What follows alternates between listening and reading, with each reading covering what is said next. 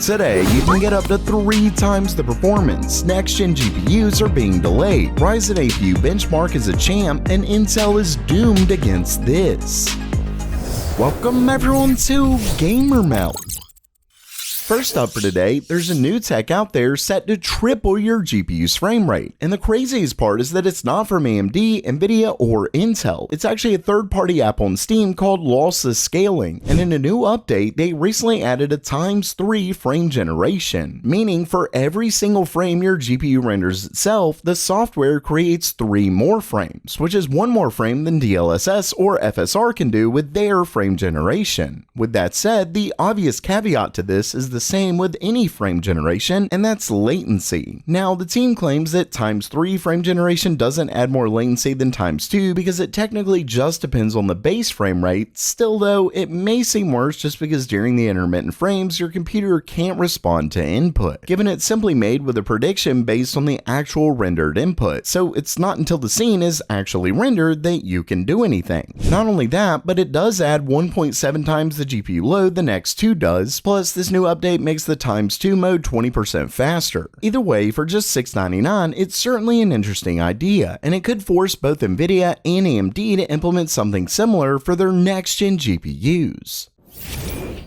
And next up for today, if you've been holding out for next-gen GPUs, you may have to wait a bit longer than we originally thought. Now before I get to that, it's time to get hands-on with real language models, like the ones that power modern AI chatbots like ChatGPT. In fact, there's an entire course on it from one place I trust to learn more about computers. Brilliant. And they sponsored today's video so I can tell you all about their awesome platform. For one, I sort of said it at the top. Unlike other sites, Brilliant teaches you with their hands-on approach. That means you actually get in there and do it yourself with their fun and engaging puzzles. Like their brand new course on large language models. It takes you through everything from how they work to how you can improve your model and more. And they've got a ton more courses for pretty much anything you could want, from beginners to experts alike. So join me and millions others at brilliant.org/gamermeld or use the QR code and you'll get a 30-day free trial. Plus, when you sign up at brilliant.org/gamermeld, you'll get 20% off your premium membership for life.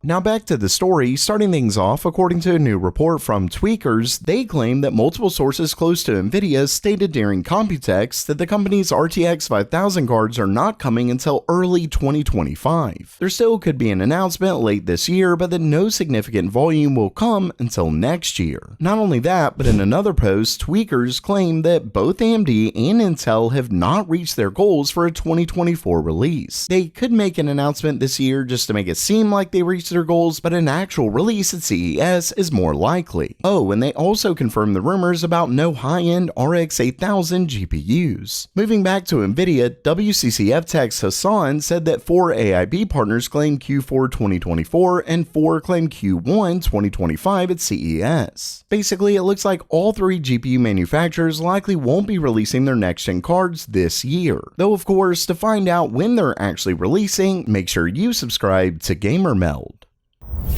Next up, AMD's upcoming Ryzen APUs are looking better and better. This time, an attendee at Computex actually got a chance to test out the top-end Ryzen AI 9 HX370 in ASUS's upcoming A14 Tough gaming laptop. And what's wild is that, as you can see, it's actually an engineering sample, so it's not even a final part, but it's definitely the HX370 because of the core count. Either way, it was tested in CPU-Z, and it got a single-core score of 798.6 and a multi-core score of 8,893.6. And when we compare that to AMD's last-gen 7940HS, it gets a very nice 12.9% single-threaded increase and an unreal 25% increase in multi-core. And don't forget that this is an engineering sample, so it should get even better. Basically, thanks to those extra cores, AMD's high-end CPU got a very nice performance boost, even though only 4 of the 12 cores are their full Zen 5 core, with 8 being Zen 5C. All in all, it's looking more and more like Intel could be in some serious trouble with their next-gen mobile parts. Time, as always, will tell.